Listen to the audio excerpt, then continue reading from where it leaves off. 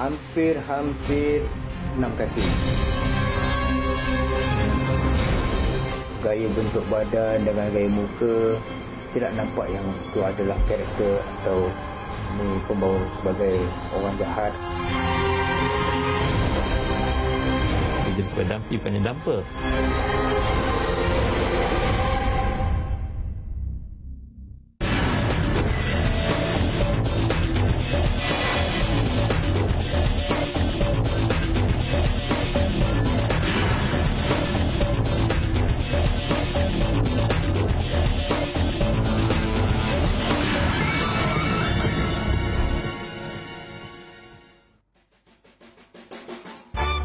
Tampan, mempunyai ketinggian 1.82 meter, sering berpakaian kemas, berperwatakan menarik, gentleman serta pandai memujuk rayu.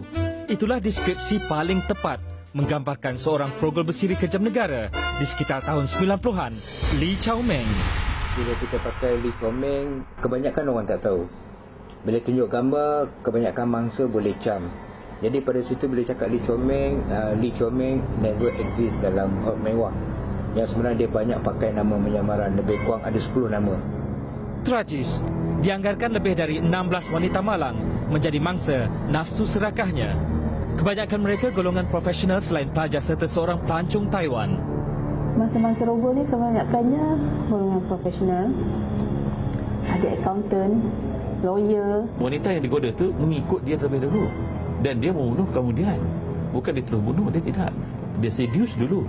Dia goda dulu, dah puas, dah berumah, dah dapat dah duit, dah apa yang dia nak, baru dia bunuh.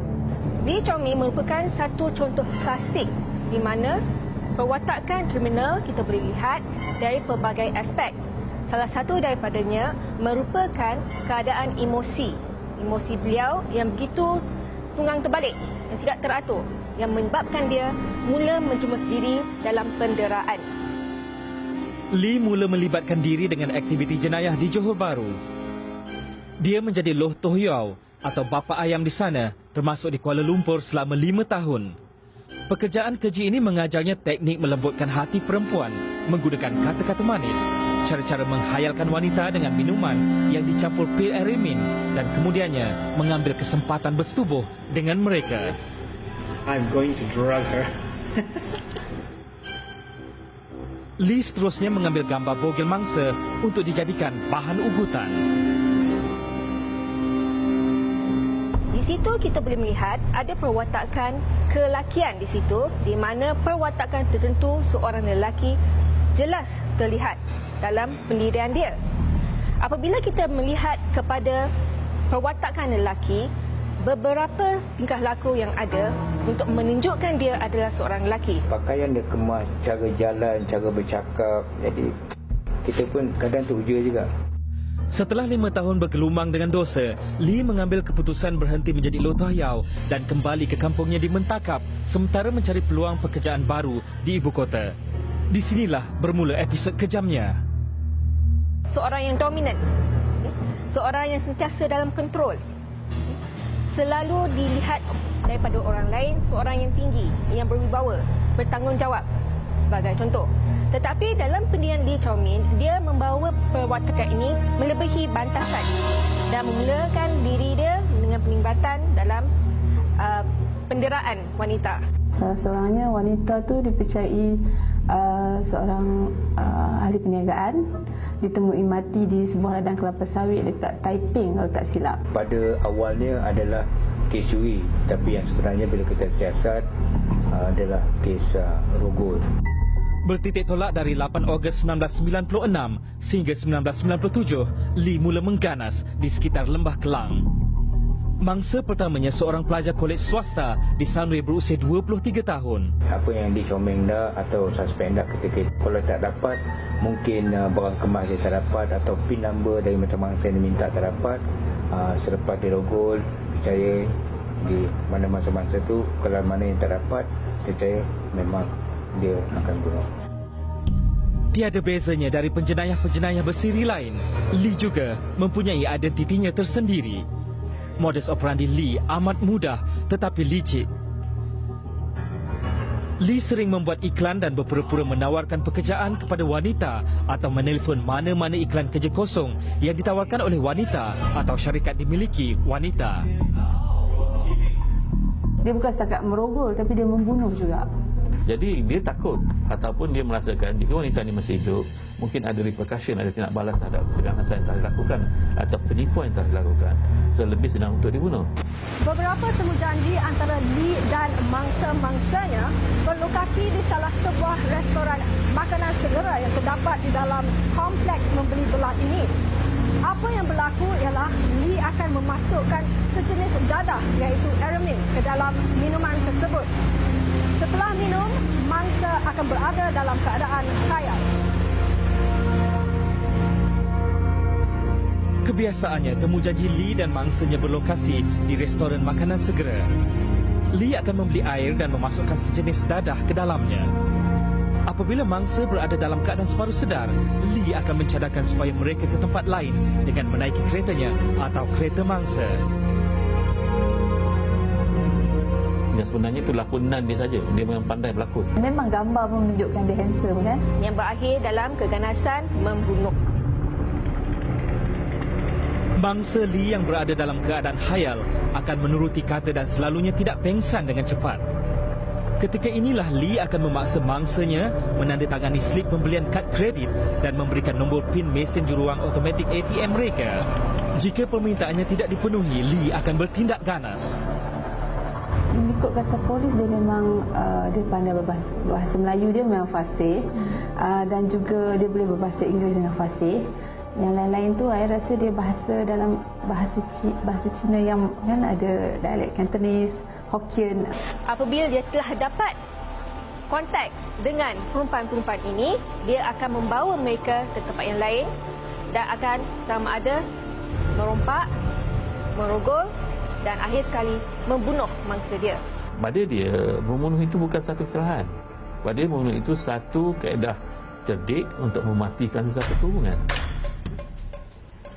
Selepas menyamun, Lee akan merogol mangsanya sepuas hati. Jika permintaannya tidak dipenuhi, Lee akan bertindak ganas mencekik mangsa sehingga mati. Mayat-mayat mereka seterusnya dibuang di beberapa lokasi tersembunyi. Ada satu kes di mana mangsa dibuang di dalam lumbung. Ada petanda-petanda awal yang perlu orang awam ketahui, kenali supaya mereka dapat mengelakkan diri dan ahli keluarga mereka daripada menjadi mangsa jenayah seumpama ini. Selain kes rogol dan samun, Lee turut dikaitkan dengan kes kehilangan 5 wanita lain iaitu Yong Siu Ling, Lim Pek Lian, Tan Poh Peng, Lim Yi Leng dan Jenny Cheng Chenny. Mungkin dia pilih golongan profesional ni sebab dia tahu yang dia orang ni ada duit. Kalau dia ghost boy yang tak tentu ni, dia mungkin tak dapat apa-apa kan. Bermula dengan penemuan rangka mayat seorang akaunten, Yong Siu Ling, di kawasan berhampiran empangan Sungai Tua di kilometer 9 Jalan Sungai Tua Hulu Yam, Batu Cave, Selangor. Seterusnya, pihak berkuasa menemui mayat reput pengusaha salon kecantikan Lim Pek Lian di pangkal pohon kelapa sawit yang ditindih sebatang pokok reput dan ditutup menggunakan daun di Jalan Matang, Taiping, Perak. Yang saya pernah interview ke semua mangsa-mangsa ni yang berbahasa Cina memang lawa-lawa.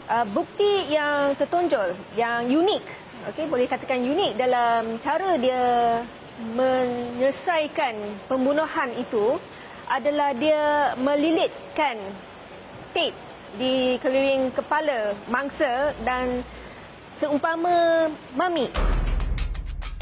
2 mayat reput yang dikenal pasti sebagai ejen insurans Lim Yi Leng dan penyelia akaun Tan Poh Peng telah ditemui dengan kepala diikat pita pelekat, manakala sebahagian tubuh mereka tertimbus dalam longgokan batu dan pasir di kawasan Kuari, Kampar, Perak. Malangnya sehingga ke hari ini, Jenny Cheng masih belum ditemui. Selain daripada jenisan perwatakan yang telah saya sebutkan, ada juga satu iaitu tingkah laku dia sebagai seorang skizofrenia. Ini mencerminkan pemikiran dia yang kelam kabut, pemikiran dia yang lain daripada normal, yang menjerumus diri dia untuk memikirkan bahawa tindakan mendera seseorang itu adalah normal.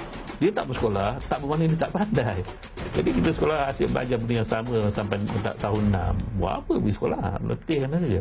Jadi daripada dia pergi sekolah, dia boleh menggunakan kecerdikan dia atau cunning dalam bidang yang lain. Termasuk dalam bidang jenayah. Semasa zaman kanak-kanaknya, Lee Chao Meng menuntut di sekolah ini, iaitu Sekolah Rendah Jenis Kebangsaan Cina Chuanghua Mentakap Pahang. Setelah tamat darjah 6, Lee mengambil keputusan berhenti sekolah kerana tidak lagi berminat untuk meneruskan pelajaran ke peringkat menengah.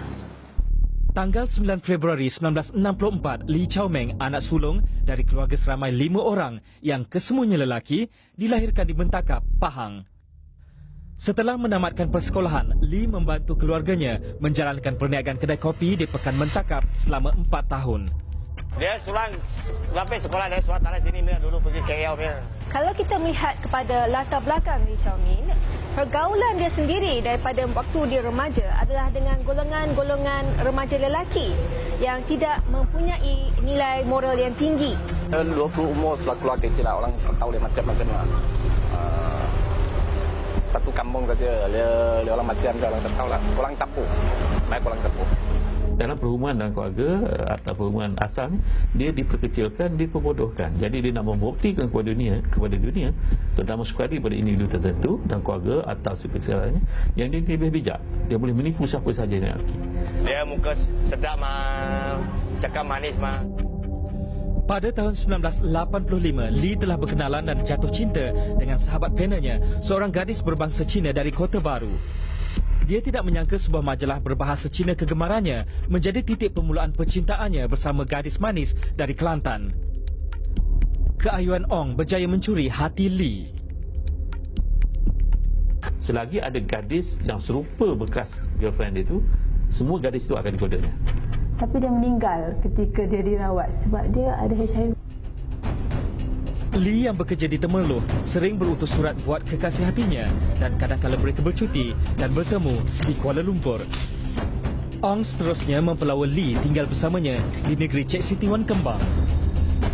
Salah satu kategori yang dia nak adalah perempuan pelawak. Ketika tinggal sebumbung bersama kekasihnya, Lee bertugas sebagai pengurus di kedai aksesori kereta kepunyaan keluarga teman wanitanya itu. Hubungan intim mereka melalui pasang surut. Penghujung tahun kelima, percintaan mereka kerap diduga menyebabkan pertengkaran sering berlaku. Pada kegagalan itu dia membalas dendam. So cara membalas dendam ialah satu, membalaskan wanita sepenuhnya. Kedua, orang kata malas dan letih untuk bercinta, dia tak mau bercinta lagi. Jadi pada dia cinta itu sudah tak ada makna. Yang pentingnya adalah untuk meralatkan wanita bagi puasan dirinya saja. Tidak tahan dengan kerenah nakal Lee, Ong nekat menamatkan hubungan percintaan yang dibina bertahun lamanya.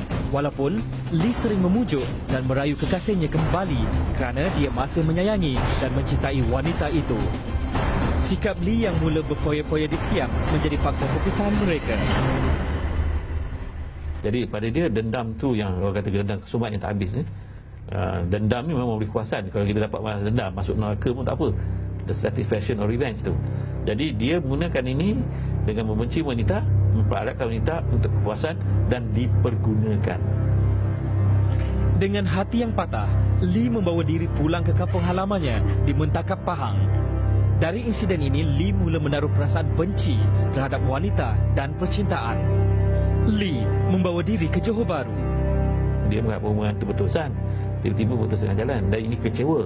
Dan bila rasa sedih dan kecewa, ada 3 cara lah. Sama ada kita duduk diam dengan kekecewaan itu, jadi depresi dan bunuh diri. Kedua, kita teruskan hidup seperti biasa. Ketiga, membalas dendam.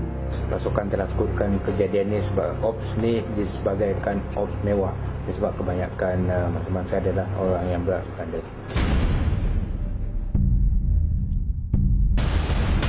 Lee terus menjadi buruan pihak berkuasa. Lebih 40,000 poster lakaran wajah Lee ditampal di balai polis, kompleks membeli belah dan kawasan tumpuan awam seluruh negara termasuk di sempadan Malaysia, Thailand.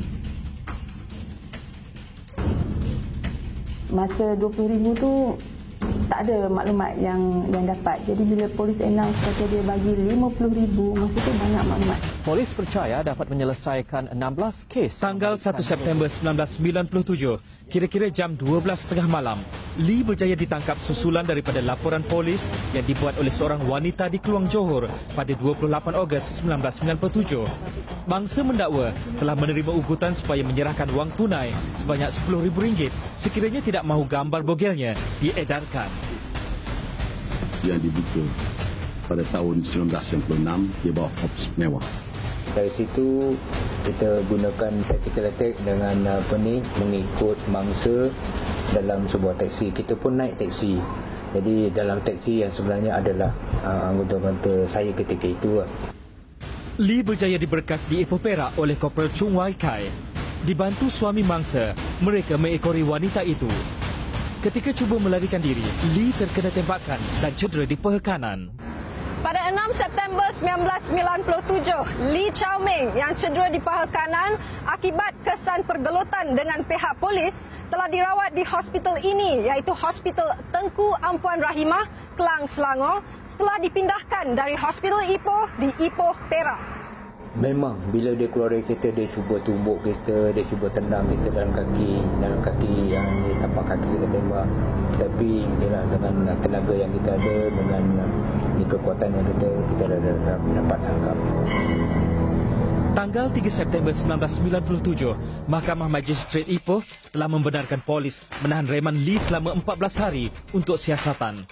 Tahanan reman ke atas Lee telah disambung beberapa kali pada 13 Oktober, 27 Oktober dan 23 November sebelum dihadapkan ke mahkamah. Berdasarkan maklumat yang kita keluarkan dekat paper tu, dari segi rupa paras dia, jadi adalah orang yang bertemu dengan Lee Chow Meng dan bagi maklumat kepada polis. That's why dia dapat ditangkap di Taiping. Pada 5 Disember 1997, Mahkamah Magistrate Taiping telah mendakwa Lee mengikut Seksyen 302 Kanun Keseksaan melakukan pembunuhan dengan niat sehingga menyebabkan kematian Lim Pek Lian. Lee merayu agar tuduhan ke atasnya dipinda. Rogol bersiri di penjara 15 tahun selepas mengaku bersalah menyebabkan kematian seorang wanita pendandan rambut berusia... Tanggal 22 Februari 1999, Hakim Mahkamah Tinggi Taiping, Datuk Zulkifli Ahmad Makinuddin telah menjatuhkan hukuman penjara 15 tahun terhadap Lee selepas dia mengaku bersalah terhadap tuduhan pindaan mengikut Seksyen 304-1 yang membawa hukuman penjara maksimum 20 tahun jika sabit kesalahan. Namun Lee masih beruntung. Nasib seakan-akan menyebelahinya. Dia cuma didakwa dengan satu tuduhan dan selamat daripada tali gantung. Kes lain yang dikaitkan dengannya sebelum ini sukar untuk dibuktikan di mahkamah. Menyebabkan kematian si mati dengan merogol, meminta wang dan membakar mayat mangsa di sebuah ladang kelapa sawit. Dari keluarga mangsa pula, ini memanglah keluarga mangsa tak boleh menerima yang terjadi pada anak-anak mereka, dan harapan mereka Lee Chow Meng akan diseksa sepenuhnya sebagai balasan kepada penderitaan yang mereka rasakan. Dia kata the time is running out. Kita pun tak faham apa mana time-nya, rupanya nak masuk ke stage 4 ni. Jadi nak nampak dia kurus, nampak last nampak dia kurus. Hukum karma menentukan bahawa Lee tetap menerima padah akibat perbuatannya. Tanggal 30 Mac 2001, Lee jatuh sakit dan dimasukkan ke Hospital Taiping tetapi cuma sempat menerima rawatan selama 12 hari. Lee disahkan positif HIV. Di usia 37 tahun, 11 April 2001, Lee menemui ajal disebabkan penyakit radang paru-paru kesan daripada virus HIV yang menular di dalam tubuhnya. Sehingga ke hari kematian, Lee sentiasa memikirkan tentang seks. Permintaan terakhir Lee untuk disemadikan bersama 2 naskah buku seks kepunyaannya dipenuhi pihak penjaga.